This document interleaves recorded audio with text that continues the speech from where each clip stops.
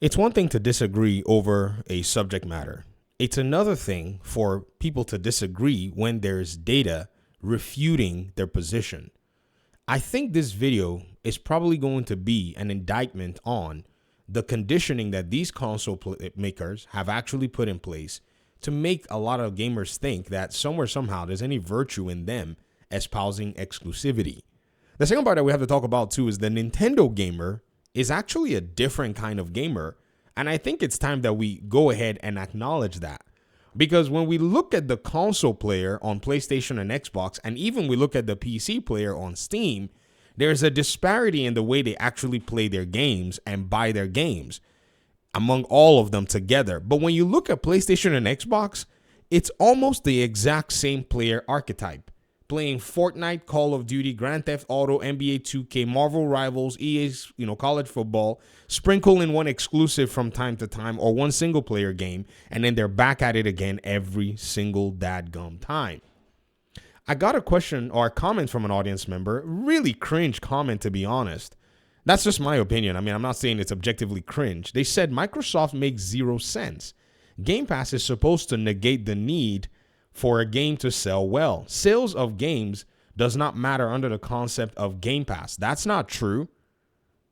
That's why the buy option is there, right? Besides the install or subscribe option. It matters enough for them to have put it there. And for Game Pass to be popular, it's supposed to have exclusive content you cannot get anywhere else, including the Xbox store. Huh? Yes, Game Pass is supposed to have exclusive content you cannot get anywhere else, no hard copies, not on PC, and most certainly not on PlayStation. That's how you get all gamers to subscribe to Game Pass. Phil Spencer's head is up his nasty nonsense that they put out there. You see, exclusivity, I'm almost certain that this person has an exclusivity stance as well, that, these games should be exclusive and so on and so forth. And I just basically argued on a point that I thought was very interesting in the comment thread. An audience member of mine, longtime audience member of the channel, said that the reason, and we just saw data from Matt Piscatella, they said the reason that Xbox's console did not see a hardware boost was because Xbox is deciding to put its games on PlayStation. And I laughed and said, really? That's not what's going on. The simple reason can easily be refuted by the data, but let's go ahead and read that comment as well. They said the massive reason for no significant hardware boost from Microsoft was deciding to give their games to PlayStation. This person said, I strongly believe the hardware side would have been in a far stronger position had they not done that, especially when Sony had next to no games last year. And again, this year, it seems also to not have enough first-party offerings. Microsoft should have massively taken advantage of that, but they chose not to in lieu of the quick buck option instead of building their own ecosystem. This is a huge fundamental mischaracterization of exactly what the market is saying right now. The Nintendo gamer that every PlayStation and Xbox player will cite and say that they play exclusives, they buy the exclusives. You guys on PlayStation and Xbox, exclusives are not moving you as you think they will. How do I know? This audience member, I just read their comment. They want to play PlayStation games. We've talked extensively, but they refuse to buy PlayStation.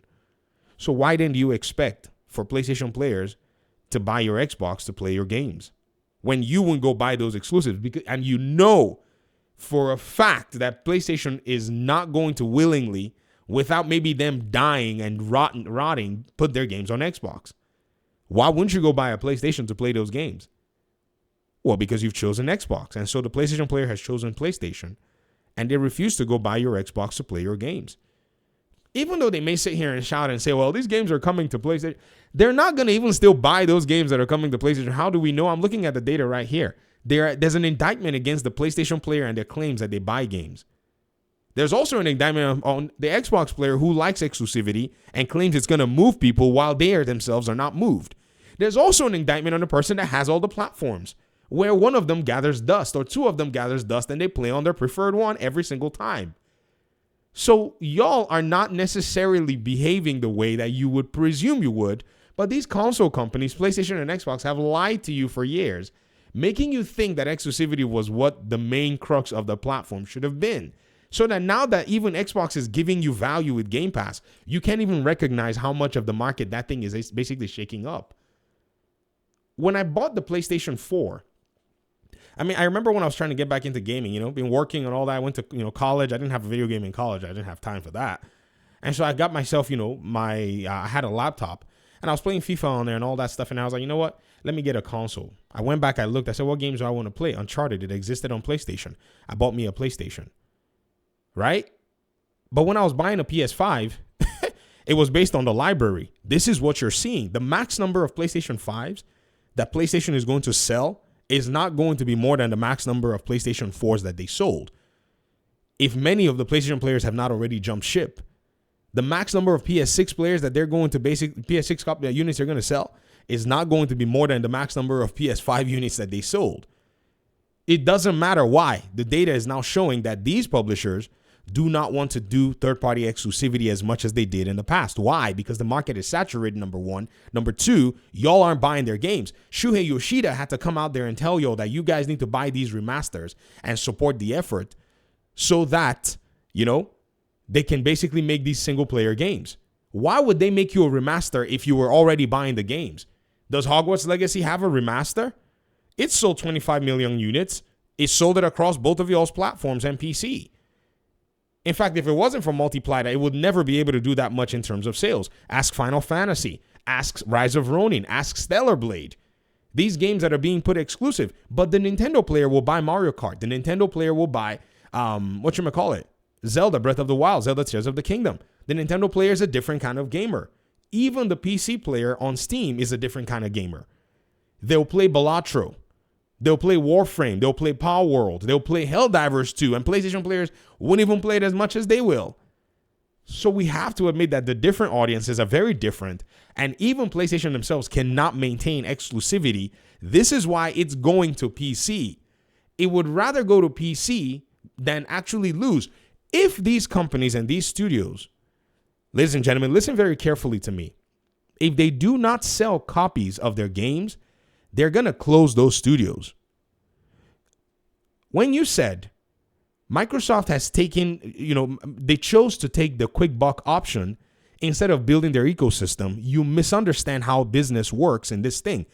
To keep a gaming studio open is a very big chunk of money.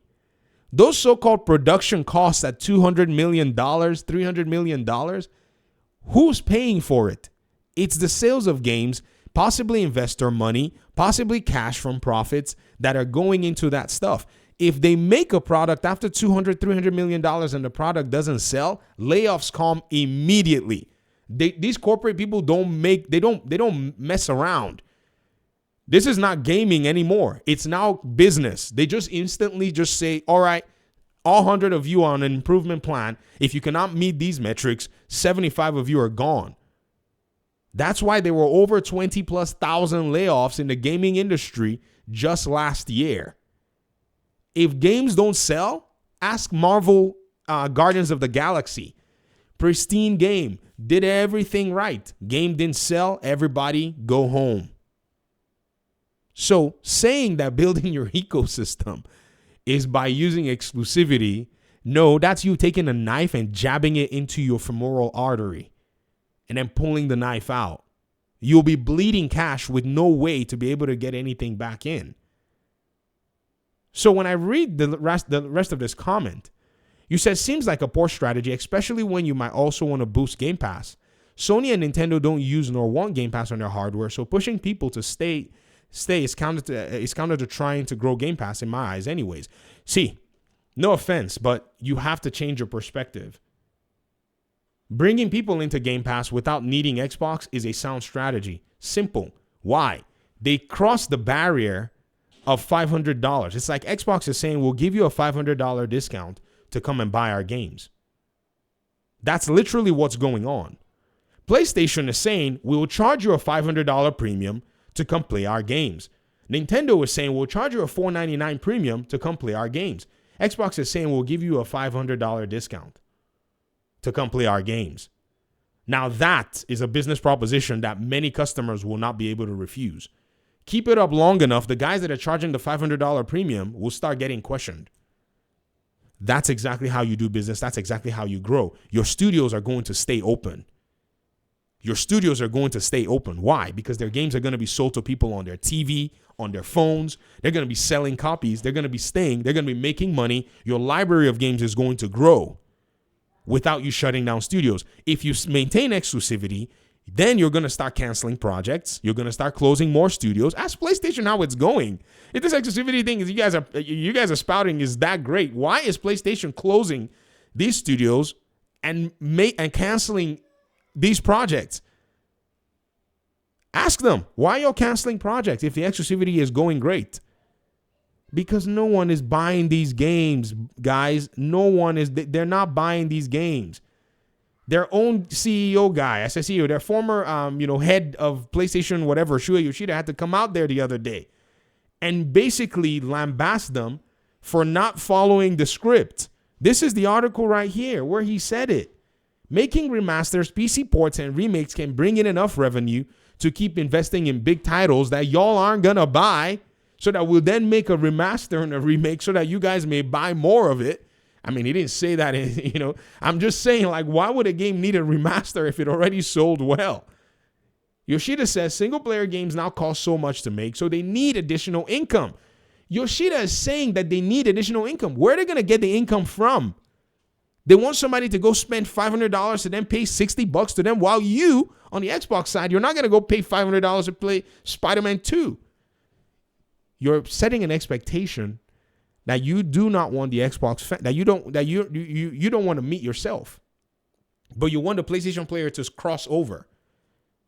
And again, this is why many of us that have multiple units in terms of different platforms, this is why one of them gathers dust, or most of them gathers dust. It's simply because you only bought that console to play 1 or 2 or 3 games, but then you put it aside. What has that then netted for the company? You're not continuing with active spending, which is supposed to be bringing more income. There's no active sales past the saturation point. The amount of Marvel Spider-Man 2 copies that would sell at the cost basis in terms of, say, a decent price point on PlayStation has mostly already sold. Everything else is going to be people maybe picking it up on sale, $19.99. That's why it's going to PC. That's why the games go to PC. It's because they finally reach the cost basis. But why do that when you can sell the game at full price day one or in a short period? This is why I was wondering why Indiana Jones is going to PlayStation in February. It should have gone to PlayStation the very first day it launched. You'll get you'll get a similar, infusion of cash like Black Ops 6. This is why I'm all stoked for what's the name? Outer Worlds 2 going there day one. Doom. Those games are gonna go make money. Tech is going to stay pretty. Machine Games, they're gonna stay open, man. They're not gonna face the Concord developers' fate. They're not gonna face Arcane Austin's fate. Arcane Austin, they had made Redfall. The game was not appealing enough to Xbox players, and so what happened? No profits. They had to all go home. Do you think Xbox wants to close studios? Because that studio could have been pivotal in helping them to actually fast forward the making of Blade as a support studio. But now they've had to basically can and maybe even redirect some of the talent that's in those studios. Think about this stuff from like a perspective where you actually are running the business. Many of you are thinking about it from just the fan perspective, and you want to implement the fan perspective into the business perspective. It doesn't work that way. If not, they'd be hiring all the fans to come run the business. Simply. So I just wanted to go ahead and rant here and say, man, this is a mess. At the end of the day, PlayStation players aren't buying games, yet they're claiming that exclusivity is why they're selling consoles. Their own CEO is telling them, their own former executive is telling them that they should buy remasters to support the making of these games, which basically says that there's a deficit in the sales of these games to make new games that are more expensive. The Xbox player is complaining, oh, Xbox ain't going to give us exclusives. It's this. When y'all aren't buying enough Xbox consoles, you should be buying consoles for your nieces and nephews so that you can improve those, those Xbox console owner numbers. But again, that's not how things work in real life. You only have a certain limited number of funds, and so does the PlayStation player. Xbox understands this and says, well, I'm going to meet you in the middle. If this doesn't make sense, then nothing else will. But you're going to see the whole industry move this direction. And that's the reality. Thanks for watching the video. Peace out.